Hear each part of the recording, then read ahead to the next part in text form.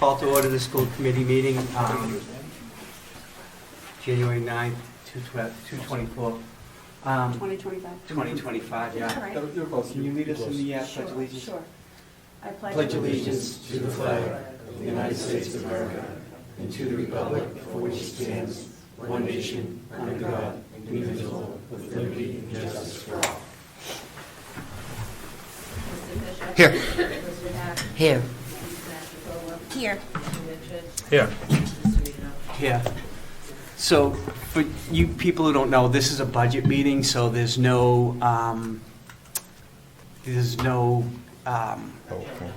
agenda, there's no public comment.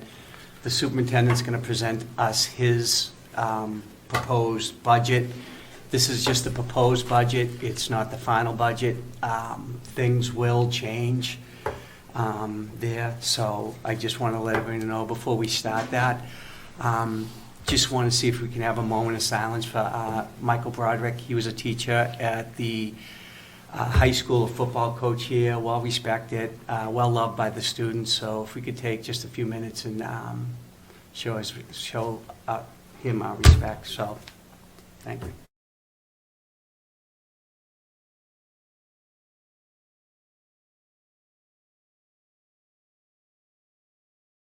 Thank you.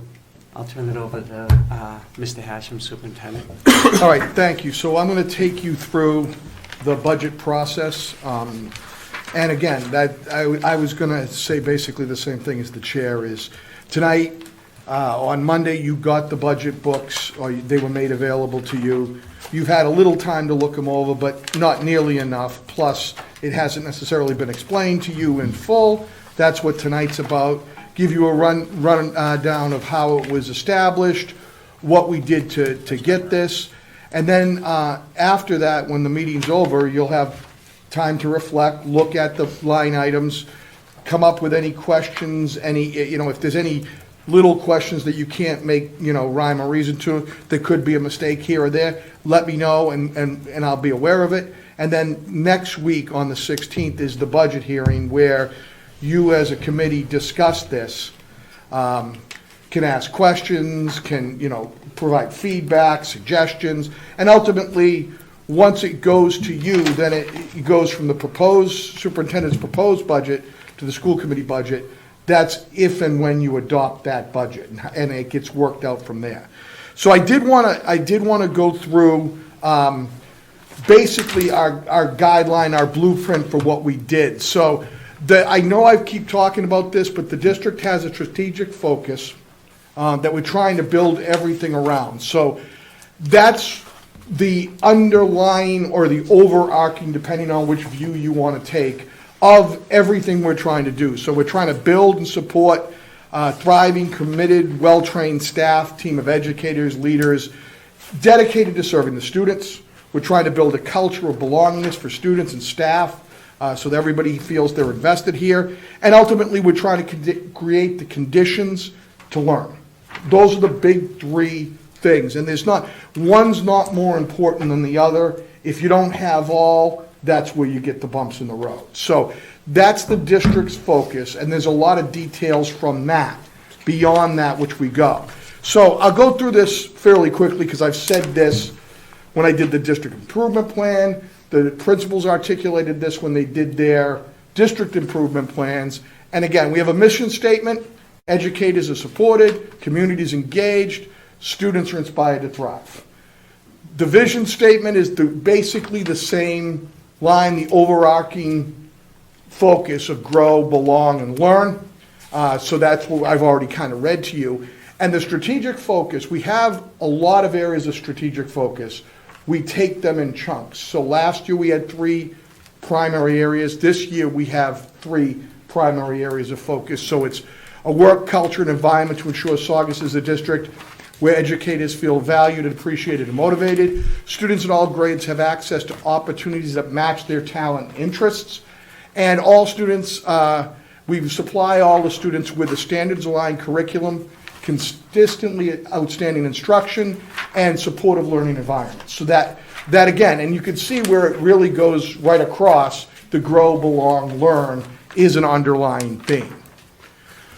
So, what I tried to do, and I can share this with you, I'll share this with you probably tomorrow morning if you want, because this is like the abridged version.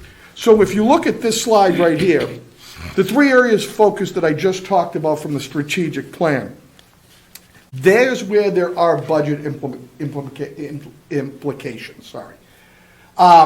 So when you're going to develop the work culture, where does that look like from a financial standpoint? So we need to maintain professional development. This year, a lot of that was charged to the lingering effects of ESSER. We need to continue with the high-quality instructional materials. So that's going to be an ongoing cost. The curriculum's going to cost a little more, but that's just the nature of the curriculum in 2025. Gone are the textbooks that you walked around with that were in circulation for 20 years. Now, there's online elements that you have to pay for, and there's consumables that you have to pay for. So, we got that under ESSER. We established that. We did the training for that, but we still need to do that. And we need to maintain our teaching staff. So we took a step forward last year, and we focused on adding staff that supported the students outside of the traditional learning environment, because we talked about how, students on IEPs with special needs that they have, those numbers have gone up. People with 504s have gone up. Our English language learners have gone up. So we did hire this last year additional special ed staff, both teachers and paraprofessionals. We did hire adjustment counselors, and we did hire ELL staff. So we try to reach those stakeholders, and there's a couple of asks this year to move us a step further from there. So then the second one is offer the students in all grades the opportunities to match their talents and interests. That has a couple of phases with that as well. So if you look at that, where does that tie into the budget? That's where, again, we need to provide the instruction that matches and the curriculum that supports that. We need to keep the funding going for the athletics and the extracurricular activities, because that's a big part of the students' lives. And we also, and this is outside of the budget, I do want to continue the enrichment program that is starting to thrive in certainly the middle school and certainly the upper elementary school. And then the last part is the standards-aligned curriculum. We need to make sure that we fund those resources. We need to make sure that we have the staffing for the students to instruct those resources, because I can give you all the fancy books and everything aligned and hand you. It's like handing you the budget and never telling you anything about it. You have to walk people through it. So without the instructional staff, you're lost. Okay? So what I wanted to talk about is the big 3 areas and where we're really trying. And this is a very vague statement, and I know there's nothing physically to support this right now, but we have made strides. I know that we talked with the MCAS presentations and the improvement plans that we are struggling in areas, and we certainly are, but we have made strides. One of our key district focuses that's going to require support is maintaining the curriculum development we've already put in. So we don't want to lose that flow that we've already started to see with the curriculum implementation that we've already adapted over the last 3-4 years. So that's one of the asks that you're going to see, is to continue to support the curriculum, supporting the teachers and the growing needs of the individual students. So again, we tackled a lot of that last year. It's now time to maintain that, not take that away, because naturally, if you don't get what you need for a total funding, those are the things that tend to get chipped off first. And the other thing is, we do have to provide the students with something outside of the traditional school day as well, and also have elective opportunities during the school day to keep them engaged and give the students a reason to go to school. All right, so that's where we're talking about the financial keys. This slide right here is easier to see when you get the copy of this, and it's the budget timeline right along that I've already put out there. So just giving you a quick overview, and this will be the abridged version of it. We have a strategic plan that we developed for 5 years. From that, we developed a mission and vision statement. And from that, we every year focus on district improvement plans and school improvement plans. And those plans have to be aligned with the focus area because that's what the budget is here to support. I had a special meeting with all the principals and the directors in November, telling them it's budget season, it's time to figure out what budget requests, what are our needs and why, how much and why, and take what you have, analyze what you have, and tell me what you need. I then met with in the beginning of December, I met with all of my directors individually to get their feedback from a global district perspective. So I met with the pupil personnel, curriculum, IT, and so I got what their needs were from a global perspective. And then we met with, the week before the Christmas break, we met with the principals and the central leadership again to look at what their requests were, talk about it, sit in a room with central administration and the principals. We did secondary together and elementary together. They discussed what they put together for budget needs. They defended it. I had questions. I asked for additional supporting documentation. I asked for better explanation or more explanation. So it was a back and forth where they presented their case for what they want. Now, in the meantime, this is more me. Those principals are going to their stakeholders in their building, their school councils, their leadership teams, their coaches, and they're trying to gather what they need to run their buildings. Then, by December 19th, pretty much the draft of this budget was created. Over the vacation that everybody else had, I took some time and some of the central leadership team took some time to look it over and make sure that we heard what they asked for. We are supporting, for the most part, what they asked for. If we're being honest, there's a lot more people asked for that isn't in this, but we're not being unrealistic. I'm not going to say we need $7 million more than last year and we have to override. So I'm trying to be fiscally responsible as well and try to prioritize so that we get what we need to run the district.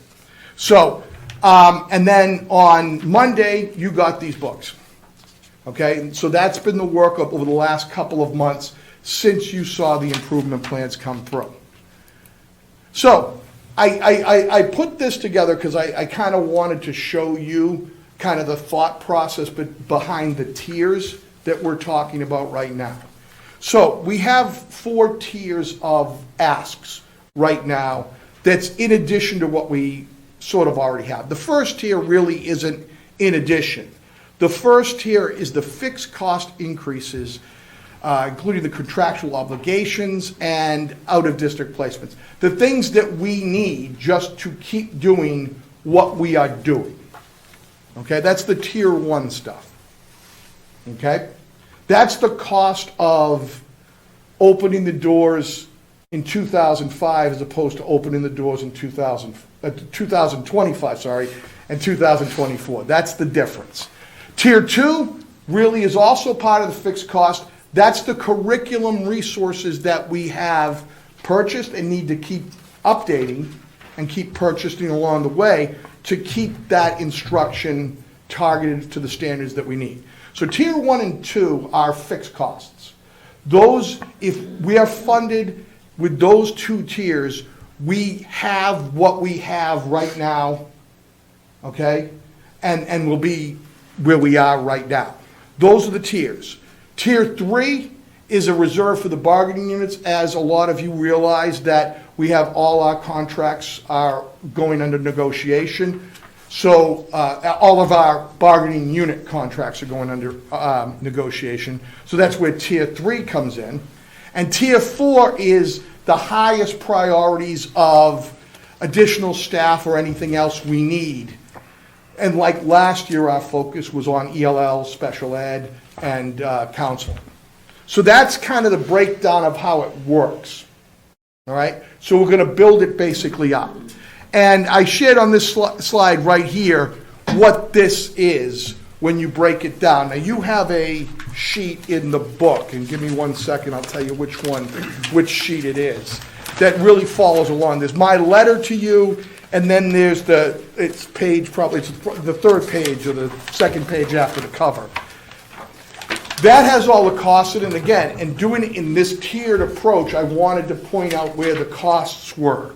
So if you look at it, and I kind of did it backwards, and looking back, maybe I should have gone up, because I did the up with the pyramid, now I'm going down with the tiers, so, oh well. If you look at tier 1, that's the contractual obligations, the out-of-district tuitions, the special ed and regular ed transportation, increases. With the tier 1 costs, which again, a fixed cost, it's $1,452,889. Those are the fixed costs for contractual obligations at tuitions and increased transportation. Tier 2 are the couple of things that were either out of ESSER or another grant that no longer exists. We had an emergency grant for assistance that we had 2 ELL staff in. We used ESSER for the professional development for this year and for the supplying the curriculum for this year. That cost has to get now put back into the budget, and that's $219,581. So that gives you that fixed cost increase. And I think on your page, because I broke it down a little differently on this, that's the $1,672,470. Okay? So that's what you're seeing as a level service budget on that page. Okay?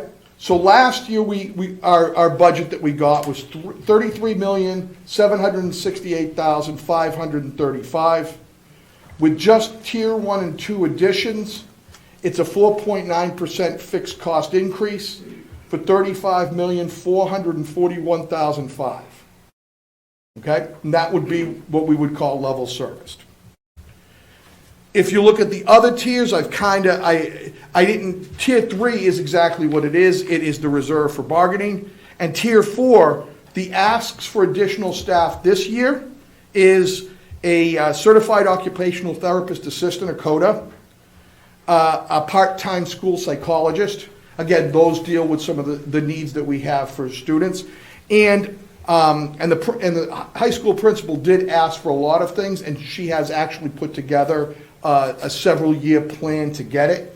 So the first step is to try to get some more instructional focus. So it would be 2 high school teachers. And right now it's math and social studies.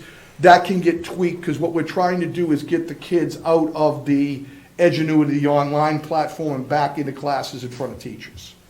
And those 2 areas are areas that it looks like there's more desire. For example, and I can say this, and I think Mr.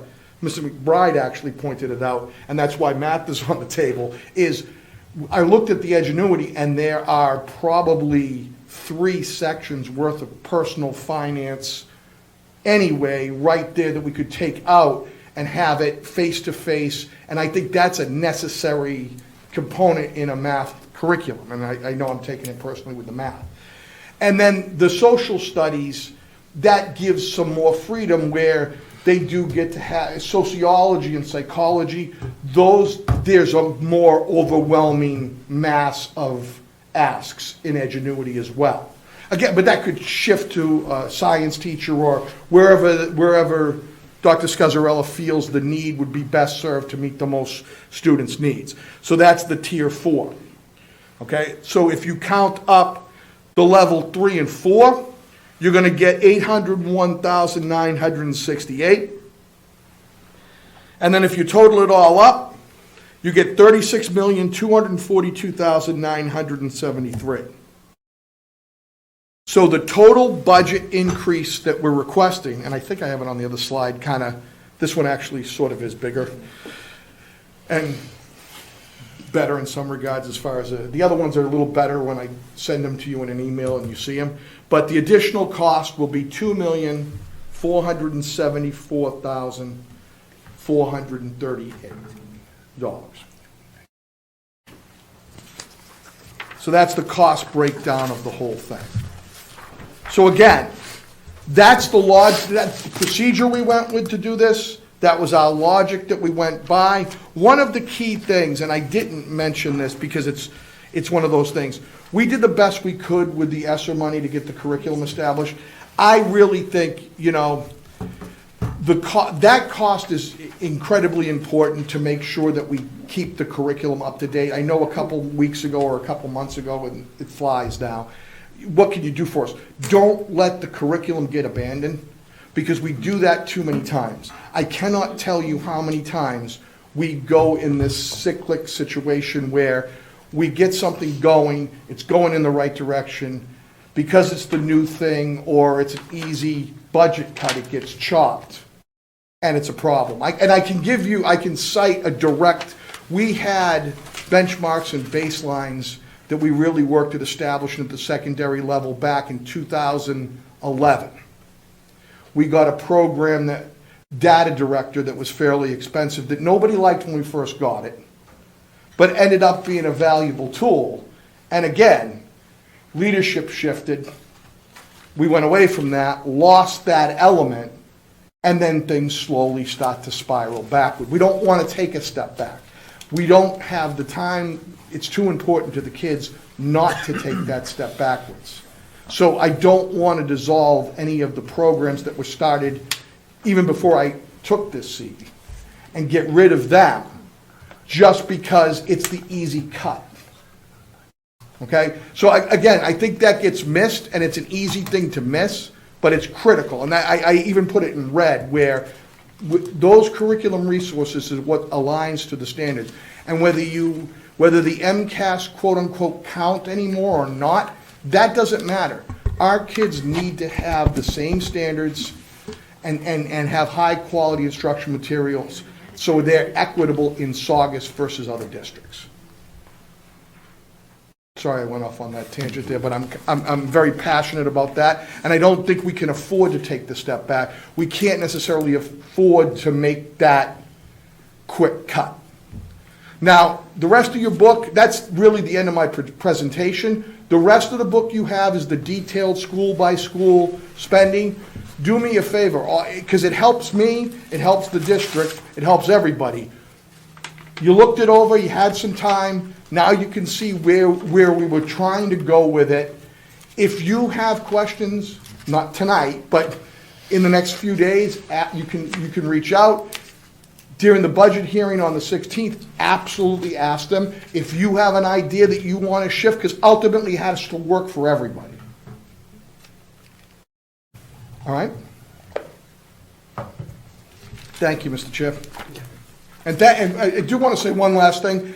This is actually a bigger crowd than we usually get for academics, so I do want to thank the town meeting members and faculty and citizens that are here tonight supporting this. The budget's important to all of us. You hate to say it because the learning and the teaching is actually the important thing, but it's tough to do that without funding. So I want to thank you all for coming out and supporting. And again, if people have questions, that's what the hearing's for on next Thursday. Motion. Mr. Chairman, I'll make a motion to adjourn. Chair seconds. All in favor? Aye. Aye. Thank you all. Thank you.